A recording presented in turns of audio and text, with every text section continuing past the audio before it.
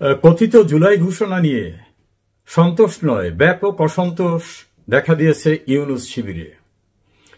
বিশেষ করে তার নিয়োগকর্তা অর্থাৎ ছাত্ররা যে দলটি করেছে এনসিপি, এই এনসিপি এতটাই ক্ষুব্ধ যে ওই অনুষ্ঠানের দিনেই তারা কক্সবাজার চলে গিয়েছেন এবং অভিযোগ রয়েছে তারা একটা প্রভাবশালী দেশের এক ব্যক্তির বিশেষ আশীর্বাদ পেতে সেখানে গিয়েছেন। অন্যদিকে তাদের পরামর্শদাতা অনলাইন অ্যাক্টিভিস্টরা বিদেশ থেকে সুনির্দিষ্ট কোনো পরামর্শ তাদের দিচ্ছেন না, তাদের প্রত্যাশা পূরণ হচ্ছে না। তাদের অভিযোগ, তারা চেয়েছিলেন সংবিধানকে ওই দিন স্থগিত ঘোষণা করা হবে এবং ওই দিন এমন একটা ডিক্লারেশন দেওয়া হবে যে এই ডিক্লারেশনের ডকুমেন্টটা এটাই অস্থায়ী সংবিধান হবে এবং ধীরে ধীরে তারা দলটাকে গুছিয়ে নেবেন। গুছিয়ে নেওয়ার পরে সামরিক শাসকরা যেভাবে রাজনৈতিক দল প্রতিষ্ঠিত করেছেন সেভাবে প্রতিষ্ঠিত করবেন, এভাবে অন্তত তারা দীর্ঘদিন ক্ষমতার মসনদে আরোহণ করবেন। ডক্টর ইউনূস তাদেরকে সেভাবে আশ্বস্ত করেছিলেন। তারা রাজনৈতিক দল করতে চায়নি, তাদেরকে নাকি উদ্বুদ্ধ করে দল করানো হয়েছে। এবং বিদেশে একটা গণমাধ্যমের সঙ্গে ইন্টারভিউ দেওয়ার সময় ডক্টর ইউনূস বলেছেন নির্বাচন এত দ্রুত করা যাবে না, ছাত্ররা একটা দল করেছে, এই ছাত্ররাই তাকে নিয়োগ করেছিল, তাদের সেই দলটাকে গুছিয়ে নিতে সময় দিতে হবে। হঠাৎ করে তিনি ফেব্রুয়ারিতে নির্বাচনের ঘোষণার কথা ব্যক্ত করায় এনসিপি শিবিরে প্রচন্ড হতাশা নেমে এসেছে। তাদের সেই স্বপ্ন যে পূরণ হচ্ছে না এটা তারা বুঝতে পেরেছেন এবং ফেব্রুয়ারির নির্বাচন দেওয়া হবে এ বিষয়ে এনসিপির সঙ্গে নাকি ঘরোয়া কোন ঘনিষ্ঠ বৈঠকে ডক্টর ইউনূস অথবা তার নীতি নির্ধারকরা আলাপ করেননি। সেই কারণে এনসিপি শিবিরের একটি অংশ ইউনূসকে বেঈমান, বিশ্বাসঘাতক, ক্ষমতালোভী, সুবিধাবাদী এভাবেই তারা অভিযুক্ত করছেন। এটা প্রকাশ্যে বেরিয়ে আসছে। এনসিপির গুরুত্বপূর্ণ নেতা হান্নান মাসুদ তিনি তীব্র ক্ষোভ প্রকাশ করে ফেসবুকে বলেছেন যে ইউনূসের বিরুদ্ধে তারা আন্দোলনে যাবেন, দেশ অচল করে দেবেন। বিভিন্নভাবে তাদের যে ভীষণ ক্ষোভ, সেই আগ্নেয়গিরির অগ্নি উদ্গীরণের মতো তাদের ক্ষোভ তারা প্রকাশ করে ফেলেছেন। তাহলে ফেব্রুয়ারিতে যদি নির্বাচন হয় সেই নির্বাচনে এনসিপির অবস্থা কি হবে? মিলিটারি, র্যাব, বিজিবি সহ বিভিন্ন প্রশাসন ব্যবহার করে তারা কোথাও মিটিং করতে পারছেন না। সারা দেশের একটি নির্বাচনী এলাকাও তাদের জন্য এখনো প্রস্তুত না। এইরকম অবস্থায় ফেব্রুয়ারিতে নির্বাচিত হওয়ার মতো কোনো পরিস্থিতি তাদের নেই। এজন্য ফেব্রুয়ারি নির্বাচনটা কার পরামর্শে ইউনূস দিলেন এটা নিয়ে তাদের অভিযোগ। তাদের ধারণা প্রভাবশালী দল বিএনপির পরামর্শেই ইউনূস এই কাজটি করেছেন। জামাত ইসলামী এই ডিক্লারেশনের সঙ্গে একমত না। জামাত চেয়েছিল ইসলামিক সমস্ত দলগুলোর ভিতরে একটা ঐক্য করে একটি বাক্সে ইসলামিক দলগুলোর সবার ভোটটা যাবে, ফলে ইসলামী দলগুলো একটা সরকার গঠন করবে।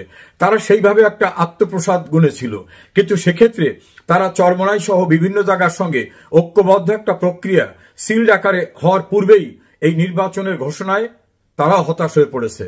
ফলে তারাও এই জুলাই ঘোষণার ঘটনায় তাদের অসন্তোষ প্রকাশ করেছেন। ছোট ছোট যে সকল দল প্রেস ক্লাবের সামনে বা টক শোতে অথবা সেমিনারে গিয়ে অনেক তত্ত্ব কথা বলতেন, তাদের ভিতর হতাশা নেমে আসছে। তারা কেউ কেউ তো প্রকাশ্যে বলছেন ফেব্রুয়ারিতে নির্বাচন হলে যদি আওয়ামী লীগকে নির্বাচন করতে দেওয়া না হয় সেক্ষেত্রে বিএনপি ক্ষমতায় আসার সম্ভাবনা বেশি। তো বিএনপি আসলে তাদের কথিত মতে জুলাইয়ের যে স্বপ্ন, তাদের যে 5 আগস্টের স্বপ্ন, সেগুলি কি পূরণ হচ্ছে? তারা বলছেন পুনরাবৃত্তি হতে পারে অতীতে। তাছাড়া বিএনপি একসময় যে ভয়ঙ্কর অত্যাচার, নির্যাতন, দুর্নীতি বিভিন্নভাবে ঘটনার সঙ্গে সম্পৃক্ত হয়েছিলেন, সেই জাতীয় পরিস্থিতির সৃষ্টি হবে কিনা, 10টা আগস্ট, 21 অগস্টের গ্রেনেড হামলা, এভাবেই ছোট ছোট দলগুলোর ভিতর হতাশা নেমে আসছে। তারাও তাদের নিজস্ব শিবিরে চায়ের টেবিলে সব বিষয় নিয়ে আলোচনা করছেন। অন্যদিকে বাংলাদেশস্থ বিভিন্ন দেশের যে রাষ্ট্রদূতরা তাদের ক্লাবের টেবিলেও এসব নিয়ে আলোচনা হচ্ছে যে হঠাৎ করে যদি এরকম কোন কর্মসূচি নেয় আওয়ামী লীগ অথবা অন্যান্য দল, তাহলে কি ইউনূস নির্বাচন পরিষ্কারভাবে দিতে পারবেন কিনা সেটা নিয়ে তাদের সংশয়।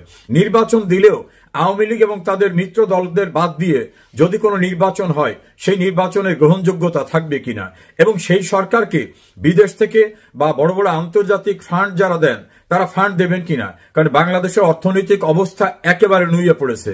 বাংলাদেশের অর্থনীতির সবচেয়ে বড় খাত যেটা পোশাক খাত, জনশক্তি রপ্তানি, সেটার অবস্থা খুবই খারাপ। অন্যদিকে বাংলাদেশ ব্যাংকের রিজার্ভ একেবারে জিরোর কোঠায় এসেছে। বড় ধরনের বিভিন্ন প্রতিষ্ঠানগুলি যে অভিযোগ করছেন বাংলাদেশে, যেমন বিশ্বব্যাংকের দৃষ্টিতে বাংলাদেশের জিডিপির হার 3 পয়েন্টে নেমে আসতে পারে, যেটা বিপ্লবোত্তর বাংলাদেশে অর্থাৎ স্বাধীনতার পরেও এরকম অবস্থা ছিল না। এই পরিস্থিতিতে এই সরকার কিভাবে সামাল দেবে? বেকারত্ব, আর্থিক সমস্যা, আইন শৃঙ্খলা পরিস্থিতির চরম অবনতি, বিচার বিভাগ, প্রশাসন, কোথাও কোনো নিয়ন্ত্রণ নাই। এইরূপ পরিস্থিতিতে তাহলে তাদের কথিত আন্দোলনের ফলাফল কি? এনসিপি শিবির ইতিমধ্যে বিভক্ত হয়ে পড়েছে। এনসিপির নেত্রী উমামা ফাতেমা, নীলা ইসরাফিল, আজমিরি বাঁধন সহ আরো অনেকে ভয়ঙ্কর অভিযোগ তুলছেন। যৌন হয়রানি থেকে শুরু করে প্রচন্ড দুর্নীতি করছে এনসিপি। তাদের দ্বারা কল্যাণকর মঙ্গলজনক কোনো কিছুই হবে না এবং ছাত্রত্ব থেকে তাদের এই রাজনীতিতে আসা, ক্ষমতা আরোহণ করা, এগুলো নিয়ে কি তাদের কথা ছিল না?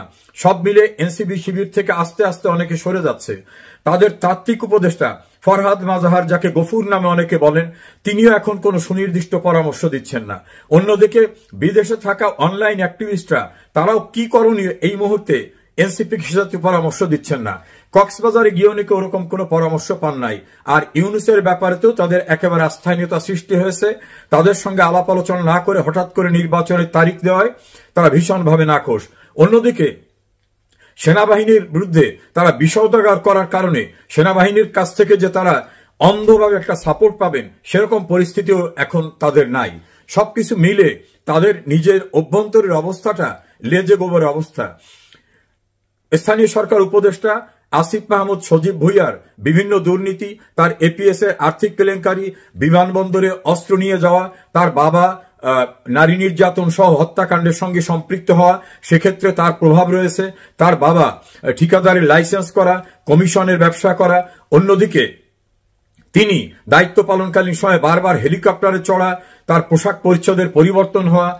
অন্যদিকে জামাতের নায়েবে আমির ডক্টর আব্দুল্লাহ মোহাম্মদ তাহের, তিনি পরিষ্কারভাবে এক বিএনপি নেতার কাছে বলেছেন যে এনসিপির প্রধান যিনি নাহিদ ইসলাম, সেটা তাদেরই ছেলে, তারাই গ্রোন আপ করছেন। অর্থাৎ এনসিপি যে তাদের বি টিম ছিল, এই অভিযোগটায় তিনি আরো স্বীকারোক্তি দিয়ে দিলেন। তার বিরুদ্ধে গুরুতর অভিযোগ রয়েছে তার বাবা কিভাবে কমিশন এজেন্সি করে কোটি কোটি টাকা হাতিয়ে নিয়েছেন। অন্যদিকে এনসিপির যে তাত্ত্বিক নেতা বলা হয় মাহফুজ আলম উপদেষ্টা, তার বিরুদ্ধে গুরুতর অভিযোগ, তিনি অস্ট্রেলিয়ায় অর্থ পাচার করেছেন এমন অভিযোগ। তিনি আবার সম্প্রতি একটা ভয়ঙ্কর শব্দ ব্যবহার করেছেন। তিনি বলছেন যে অন-11 আলামত তিনি দেখতে পাচ্ছেন। এই জাতীয় পরিস্থিতিতে বিএনপির ভিতরে একটা ফুরফুরে মেজাজ দ্বারা তারা খুব শিগগিরই ক্ষমতায় চলে আসবে। সেক্ষেত্রেও নতুন করে একটা আশঙ্কার সৃষ্টি হয়েছে।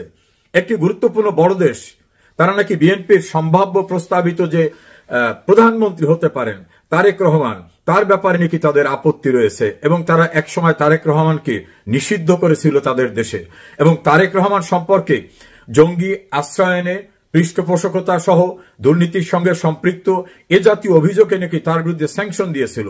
সেই স্যাংশন এখনো প্রত্যাহার হয়নি। সেই দেশটাই কিন্তু শেখ হাসিনার বিরুদ্ধে আন্দোলনে কলকাঠি নেড়েছিল। এটা ভারতীয় একটি পত্রিকা সহ বিভিন্ন বিদেশি গণমাধ্যমে এগুলো বেরিয়ে আসছে। তাহলে বিএনপি নেক্সট নেতৃত্বকে, বেগম খালেদা জিয়া শারীরিকভাবে অসুস্থ, তারেক রহমানের ব্যাপারে যদি তাদের রিজার্ভেশন থাকে তাহলে কি হবে? এটা নিয়ে বিএনপির অত্যন্ত সিনিয়র নেতারা যারা, তারা একান্তে বসেছেন এবং সেক্ষেত্রে তাদের ভিতরে একটা হতাশা দেখা দিচ্ছে। সবকিছু মিলে একটা চরম অনিশ্চয়তার ভিতর থেকে ডক্টর ইউনূস তার স্বার্থগুলি সিদ্ধি করে তার যে সুযোগ সুবিধা নিতে হবে, মামলা প্রত্যাহার করে নিতে হবে, ট্যাক্স মওকুফ করাতে হবে, 5 বছর তার অন্য প্রতিষ্ঠানে ট্যাক্স দিতে হবে না, গ্রামীণ ব্যাংকের মালিকানা রাষ্ট্রের কাছ থেকে নিরঙ্কুশভাবে নিজেদের অধীনে নিয়ে নেওয়া, গ্রামীণ বিশ্ববিদ্যালয়, আদম ব্যবসা লাইসেন্স, ডিজিটাল ওয়ালেট সহ যত সুযোগ সুবিধা ব্যক্তিগতভাবে নেওয়া দরকার সেগুলো নিয়ে তিনি কি তাহলে তাকে যারা এই ক্ষমতার মসনদে বসিয়েছেন তাদেরকে হতাশ করে ফেলে রেখে চলে যাবেন? এই আশঙ্কা এখন এনসিপির মধ্যে। তারা জামাত ইসলামের সঙ্গে ঐক্য করার ক্ষেত্রেও জামাত নাকি এখন তাদের খুব বেশি গুরুত্ব দিচ্ছে না। জামাত মনে করে এনসিপির 2-3টা সিট ছাড়া তাদের কোনো আসন পাওয়ার মতো অবস্থা নাই। আর এনসিপি মনে করে জামাতকে নিয়ে, জামাতকে তারা বিরোধী দল করে তারাই ক্ষমতায় যেতে চায়। কিন্তু পরিস্থিতি কি কেমন জায়গায়? বিএনপির সঙ্গে দূরত্ব বেড়েছে, এনসিপির জামাতের সঙ্গে দূরত্ব বেড়েছে, ইউনূসের সঙ্গে দূরত্ব বেড়েছে, সেনাবাহিনী নিরঙ্কুশভাবে তাদের সমর্থন দেওয়ার মতো অবস্থায় নেই। ছোট ছোট দলের যারা বড় বড় তত্ত্ব কথা বলতেন টেলিভিশন টক শোতে, প্রেস ক্লাবে, তারাও এখন নতুন করে আর কোনো পথ খুঁজে পাচ্ছেন না। অনিশ্চয়তার দোলা চলে এখন ইউনূস সরকারের পরবর্তী অধ্যায়। বাংলাদেশস্থ বিভিন্ন হাইকমিশনের কর্মকর্তাদের ধারণা আর একটি অনিশ্চয়তার দিকে চলে যাচ্ছে বাংলাদেশ। কারণ আওয়ামী লীগকে বাদ দিয়ে এবং ইউনূসের নিয়োগকর্তাদের নাখোশ পরিস্থিতি, জামাতের অখুশি অবস্থায় কি নির্বাচন হবে, আদৌ কি কোনো নির্বাচন হবে, সেটাই এখন দেখার বিষয়। তবে এটা পরিষ্কার যে এনসিপি শিবির এবং জামাত শিবিরে প্রচন্ড হতাশা নেমেছে। ডক্টর ইউনূসকে এখন তারা তাদের ভেতরে ভেতরে বিশ্বাসঘাতক, বেঈমান, সুবিধাবাদী এ জাতীয় শব্দে অভিষিক্ত করছেন।